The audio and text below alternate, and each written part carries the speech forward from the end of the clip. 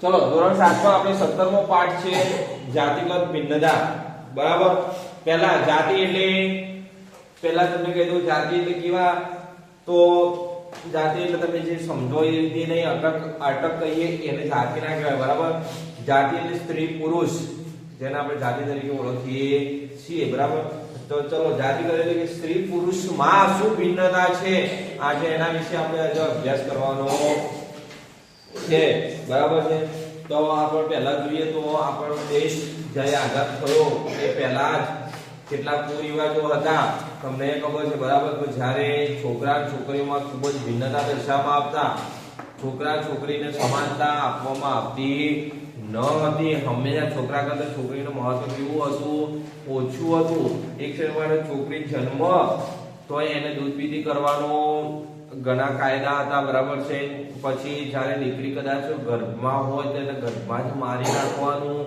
અથવા ચલો દીકરીને મોટી કરી તો પછી એને સાસરીને મોકલે તો એટલું દબાણપૂર્વક એને ગમે કે ના ગમે બરાબર મારે તો ગમે નહીં કરે પરંતુ કોઈ લગ્ન થઈ જાય તો પછી એને સાસરે જ રહેવું પડતું આ બધા વિવિધ કાયદાઓ હતા અને એ વખત આપણે એને શું કહીએ છીએ કુરિવાજો કે જે કુરિવાજો એટલે કે રિવાજો સારા હતા નહીં એને કુરિવાજો તરીકે ઓળખીએ છીએ અને એ ભિન્નતા ક્યારે હતી જ્યારે પહેલા કે જ્યારે સ્ત્રી પુરુષમાં સમાનતા હતી નહીં દિવસે દિવસે જ્યારે દેશમાં પ્રગતિ થઈ દિવસે લોકોમાં ભિન્નતા એટલે કે સમાનતા આવી બરાબર સમજણ આવી એ રીતે આ ભિન્નતા કેવું નાશ કરવાના આદે છે બરાબર છે ચલો હવે પહેલા જ છે તમારે જો નોર્મલી રીતે તમારે આપણે પાઠની પહેલા ચર્ચા કરીએ તો અંદર આવે છે બરાબર પહેલો ટોપિક છે ભારતીય માન્યતા પ્રમાણે છોકરા છોકરીઓનો ઉછેર બરાબર કે ભારતીય માન્યતા મુજબ છોકરા છોકરીનો ઉછેર કઈ રીતે થાય તો પહેલા તમને કહી દીધું કે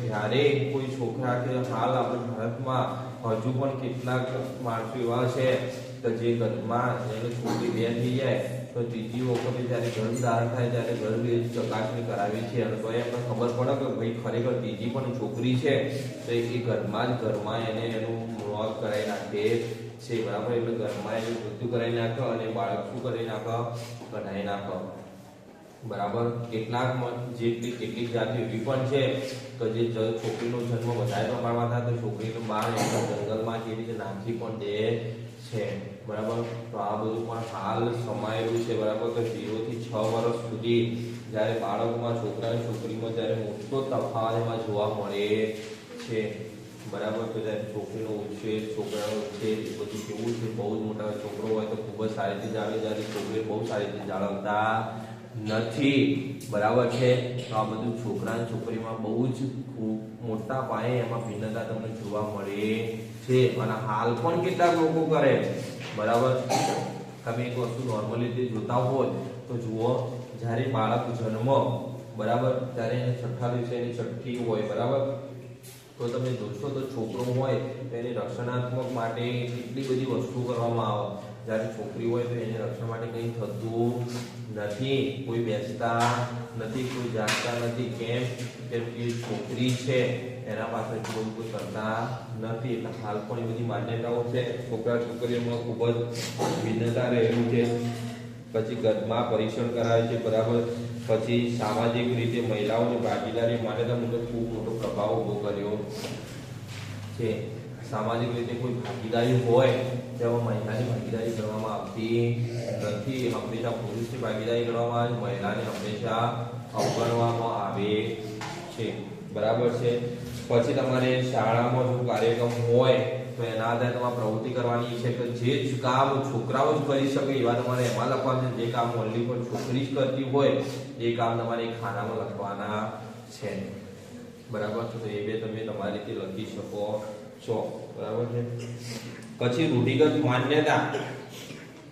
માન્યતા એટલે એવી કે જે પહેલાથી જ લોકોના મગજમાં એક માન્યતા બેસી ગઈ એને આપણે રૂઢિગત માન્યતા કહીએ છીએ રૂઢિગત માન્યતા એ છે જાતિગત ભિન્નતાના આધારે કે સ્ત્રી પુરુષમાં શું છે તો જુઓ આપણો દેશ પહેલા તો માન્યતાઓમાં માનવ બરાબર કોઈક માન્યતા પ્રચલિત થઈ જાય તેના આધારે બીજી માન્યતાઓ પણ પ્રચલિત થતી હોય છે કેટલાક વિસ્તારમાં પ્રાથમિક શિક્ષણ પણ ક્યારેય પૂરું કરવામાં આવતું ન હતું છેલ્લા 2 દાયકા પ્રાથમિક શિક્ષણ પૂર્ણ થાય એવા પ્રયત્નો સરકાર દ્વારા કરવામાં આવે છે કેટલાક વિસ્તાર એવા હતા તો જ્યાં પ્રાથમિક શિક્ષણ પૂરું કરવામાં આવતું ન હતું, ભાઈ ભણવાની કોઈ લાભ થશે નહીં, આવું બધું માનતા એટલે એના કારણે પ્રાથમિક શિક્ષણ ન હતું. જ્યારે છેલ્લા 2 દાયકાથી સરકાર દ્વારા પ્રયત્નો કરવામાં આવે તો પ્રાથમિક શિક્ષણ આપણે છોકરાઓને પૂરું પાડવામાં આવે. પછી સરકારના વિશેષ પ્રયત્નોથી આપણા સૈન્ય અને પોલીસમાં કન્યાઓની સંખ્યા શું છે? વધી રહી છે. સરકાર સતત પ્રયત્ન કરે કે જ્યારે સૈન્યમાં એટલે કે સૈનિકમાં બોર્ડર ઉપર પણ જ્યારે સ્ત્રીઓની સંખ્યા વધી જાય, બરાબર, છોકરી બહાર ભણવા કે નોકરી માટે જઈ શકે, બરાબર, અને નોકરી પણ એને જો સરકારી નોકરી હોય તો તમે જોતા હશો કે છોકરીને જ્યારે સરકારી નોકરી મળવામાં આવે તો એ નોકરી એવી જ હોય કે જે દિવસે થતી હોય, રાત્રે છોકરીને રાખવામાં આવતી નથી.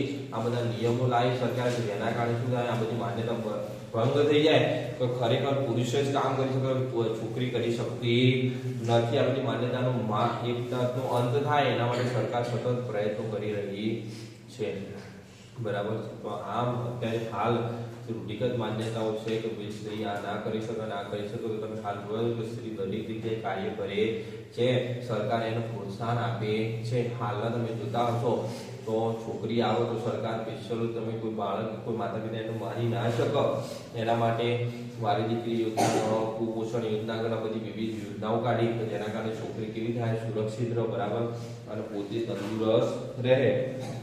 હવે જે ઘરકામમાં સમાનતા, ચલો ઘરકામમાં સમાનતા કઈ રીતે? તો તમને ખબર છે છોકરા છોકરીમાં ચલો ઘરકામમાં સમાનતા કઈ રીતે નહીં? તો ઘરમાં જોવા મળતી કન્યાની કામગીરી, ઘરમાં જોવા મળતી કુમારની કામગીરી. ચલો ઘરકામમાં સમાનતા અને અસમાનતા તમને ખબર પડતી જશે, બરાબર. તો જે સ્ત્રી અમુક કામ હોય તો તમે એવું કહી દેજો ભાઈ આ કામ છોકરીઓ જ કરે, આ કામ છોકરાઓ જ કરાય, બરાબર. આ રીતે તમે પહેલથી એના ઉપર શું કરી નાખો છો? એકબીજા પર ઢોળી નાખો છો. એકબીજાને તમે કામ કરવા માટે પ્રયત્ન કરતા નથી. તમે એકબીજાનું કામ કરો, તમે એની શું કરો છો? ઉડાવો છો. આ કામ છોકરીઓ કરે, છોકરા કરે નહીં. આ રીતે કરી કરીને એની શું થઈ જાય છે? ઘરમાં પણ ઘરકામની વિવિધ મગજમારી રહે છે, બરાબર. આ માન્યતા તદ્દન ખોટી છે. જ્યારે છોકરો અને છોકરી બંને ભણતા હોય તો છોકરાએ ભણવાનું હોય અને રખડવાનું, જ્યારે છોકરીએ ભણવાનું પણ હોય અને ઘરનું કામ પણ કરવાનું હોય છે, બરાબર. તો આ ઘરકામની એક માન્યતા છે જે ખોટી વસ્તુ છે. હવે છે તમારા મહિલા સશક્તિકરણ, બરાબર. ચલો મહિલા સશક્તિકરણ એટલે મહિલાને સશક્ત કરવા માટેનું એક અભિયાન ચલાવવામાં આવે જેનો આપણે મહિલા સશક્તિકરણ કહીએ છીએ. જે હાલ મોદી સરકારમાં જ આ વસ્તુ કરવામાં આવી. મહિલાઓને જ્યારે ઉત્કૃષ્ટ બનાવવા માટે, મહિલાઓને દિવસે દિવસે ઉપર લાવવા માટે સતત શું થાય પ્રયત્નો કરવામાં આવે તો મહિલાઓ જે કરી શકતી હોય અને જે કરવા માંગતી હોય એ દિશામાં એનું શું કરવામાં આવે? ફાળો આપવામાં આવે, એમને એક પ્રમોટ કરવામાં આવે. તમે આ વસ્તુ કરી શકો, મહિલાઓ આ કરવા તત્પર છે, આ મહિલાએ આ કર્યું એ ઉદાહરણ આપીને મહિલાને સતત આગળ લાવવામાં આવે છે. એના માટે મહિલા આગળ આવે, એના માટે મહિલાઓને તમને ખબર હોય તો જે SC ST ની જે કેટેગરી હોય એના કરતા પણ મહિલાઓને વધારે અનામત આપી દેવામાં આવી છે. 33% અનામત જે છે એ કેમ મહિલાઓને વધારે આપી? તો મહિલાઓને એમ થાય કે મારી અનામત મારા ઓછા હશે તો હું પાસ થઈ જઈશ, એમ કરીને મહિલાઓ આગળ આવી શકે, બરાબર. તો આ બધા મહિલા સશક્તિકરણ માટેના કાર્યક્રમો છે. એમાં રમત ગમત જુઓ, તમે ફિલ્મ મનોરંજન હોય, રાજકારણ હોય, અવકાશ ક્ષેત્રે હોય, દરેક જગ્યાએ તમને શું જોવા મળ્યું?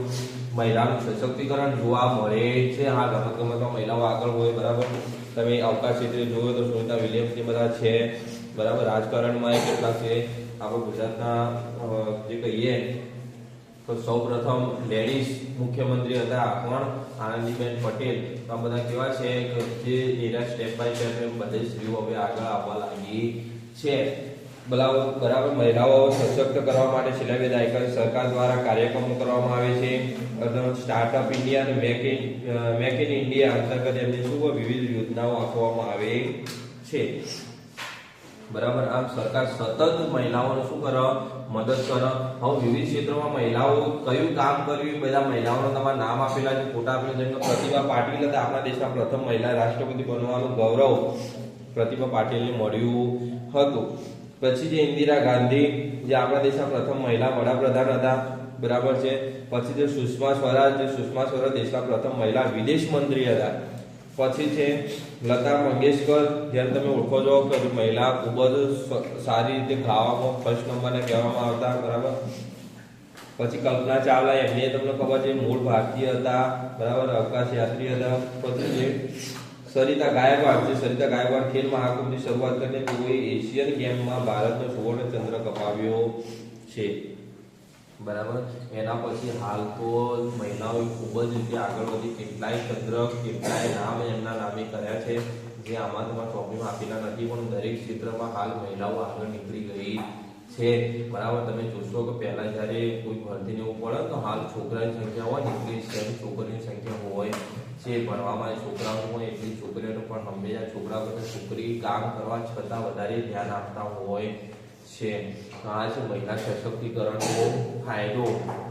તો જે મહિલા સશક્તિકરણ સરકાર દ્વારા બનાવવામાં આવ્યું એના અંતર્ગત આટલા ફાયદા તમારા થતા જોવા મળ્યા. પછી જાતિ પ્રમાણ.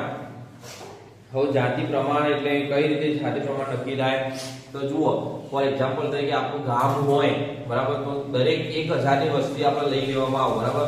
1000 ની વસ્તી હોય તો એમાં 1000 માં જોડે તો 994 પુરુષ હોય એની સરખામણી 500 ને 1000 માંથી ખાલી 526 સ્ત્રીઓ હોય એની શું થાય ટકાવારી એટલે તફાવત આવે ટકાવારી મળવામાં આવે બરાબર. કેટલી સંખ્યા ઓછી છે એનું જાતિગત પ્રમાણ દર્શાવે છે બરાબર છે. એમાં 2011માં વસ્તી ગણતરી થઈ હતી તમારે નીચે મુજબ એનું આપણો કોષ્ટક આપેલું છે બરાબર. તો ગ્રામીણમાં આટલી પછી શહેરમાં આટલીના બધી વિવિધ. ચલો હવે આ તફાવતના કારણે ચલો તમને શું સમસ્યા થાય તો પહેલી આ તફાવતના તમને ખબર પડ્યો તો ભાઈ ચલો આ વસ્તુમાં શું છે આટલી સ્ત્રીઓ આ શહેરમાં ઓછી છે આ ગામડામાં આટલી સ્ત્રીઓ વધારે છે શું છે કેટલી શિક્ષિત છે કેટલી શિક્ષિત નથી આ બધી માહિતી સરકારને મળી શકે છે જેના કારણે બધું એના આગળ લાવવા માટે સતત સરકાર પ્રયત્ન કરી શકે બરાબર. એના કારણે દર વર્ષે 10 વર્ષે વસ્તી ગણતરી કરવામાં આવે છે બરાબર. ચલો તમારા નીચે પાછા પુસ્તક આપેલા છે પછી સ્ત્રીઓનું પ્રમાણ આપેલું છે બરાબર. એ બધું જોવાનું. હવે તમારે છેલ્લો ટોપિક આવે છે મહિલા આંદોલનનો અભ્યાસ. હવે આપણો દેશ આઝાદ થયો પહેલા આખા દેશ ઉપર રાજ કરનાર અંગ્રેજો હતા બરાબર. એમાં કેટલાક આંદોલનો થયા એમાં ગાંધી બાપુ તો આગેવાની જ કરતા વિવિધ આંદોલનો થયા પરંતુ શહીદ દેશમાં કસ્તુરબા હતા બરાબર કે મહિલા આંદોલનમાં જોડાઈ હતા. બિહારમાં મહિલાઓએ દારૂબંધી કરવા માટે સરકાર સામે સફળ આંદોલન કર્યું હતું. ખાસ કરીને ઉનાળામાં ક્યારેક શહેર વિસ્તારની મહિલાઓ પાણી માટે આંદોલન કરે છે. તમે જોતા હો હાલ મહિલાઓ વિવિધ સ્થળે વિવિધ રીતે એમની માંગ સંતોષવા આંદોલન કરે છે જ્યારે એવું પહેલા કરી શકતા ન હતા. હાલ એમને કોઈ તકલીફ હોય તો એના પોતાના પરિવાર છે તો જલ્દીને પણ એ કોર્ટ સુધી પોતાનો ન્યાય માંગી શકે છે. એમના વિરોધ કંઈ થતું હોય તો એ શોષણ વિરોધીનો હક દાખલ કરીને એમના વિવિધ હકો મેળવી શકે છે. આ બધું ક્યારે થયું જ્યારે મહિલા સશક્તિકરણ થયું ત્યારે બરાબર. સૌપ્રથમ તમારે જુઓ પહેલથી તમારે કહ્યું કે જાતિગત ભિન્નતા બરાબર. એમાં મહિલા સશક્તિકરણને પડી જાતિગત ભિન્નતામાં મોટાભાગે સ્ત્રી પુરુષની જે ભિન્નતા છે એ છે એમાં મોટાભાગે સ્ત્રી આ કરી શકો આ ના કરી શકો સ્ત્રીને તો આ જ કરવું જોઈએ. આ વિવિધ વિચારો થકી આપણી જાતિગત ભિન્નતામાં શું થયું સતત વધારો થયો. એના કારણે આપણો દેશ કેવો હતો મૂંઝવણમાં હતો. જ્યારે મોદી સરકાર આવ્યા પછી જાતિગત ભિન્નતામાં હંમેશા ઉછાળો ઓછો થયો અને એના કારણે હાલ હજુ જાતિગત ભિન્નતા કેવી છે ઓછી છે કેમ કે હવે શિક્ષિત બનવા લાગ્યો દેશ અને એના કારણે આ બધી માન્યતાઓ માનતો નથી બરાબર છે. હાલ પણ કેટલાક પહેલા સ્ત્રીને જ પરણી જવું પડતું હાલ કેટલીક વાર ઘર જમાઈ કહીએ છીએ તો પુરુષ પોતે પરણીને પણ જ્યારે સ્ત્રીના ઘરે જતા હોય છે બરાબર. તો જેના આપણે ઘર જમાઈ તરીકે ઓળખીએ બરાબર. એવા કેટલાય ઉદાહરણ તમને જોવા મળી જશે. એમ એનો મતલબ શું તો આ બધી વસ્તુ આ રીતે હોય છે. તો જાતિગત ભિન્નતા ખૂબ જ જરૂરી છે. જાતિગત ભિન્નતા ખરેખર આમ હોવી જોઈએ નહીં. સ્ત્રી પુરુષ એક જ છે બંને એકબીજાનું કામ કરી શકે છે બરાબર છે. આ છે તમારી જાતિગત ભિન્નતા. આટલું તમારે ખબર પડી પાઠમાં. ઓકે. હવે નારી શક્તિ વિશે તમારે જે બુક નોટ લખવાની છે બરાબર. નારી સશક્તિકરણ એના વિશે તમે લખી શકશો. ચલો તો હવે બાળ ઉછેર માટેના કેટલાક ભેદભાવો તમને પૂછો કે ચલો બાળ ઉછેર માટે કેટલાક ભેદભાવો તમારે કઈ રીતે કરશો તો પહેલા કોઈ ભેદભાવ ના હોવો જોઈએ. કદી ઘર ચકાસણી ના થતી હોવી જોઈએ. સ્ત્રી પુરુષને એક રાખવા જોઈએ. જેટલું પુરુષનો એટલે કે જેટલા છોકરાને માન આપો એટલું છોકરીને માન આપવું જોઈએ. જેટલું છોકરાને આપો એટલું છોકરીને રાખવું જોઈએ. છોકરા છોકરી એક સમાન રીતે તમારે વર્તન કરવું જોઈએ અહીંયા તમારો આ પાઠ થાય છે પૂરો. બરાબર.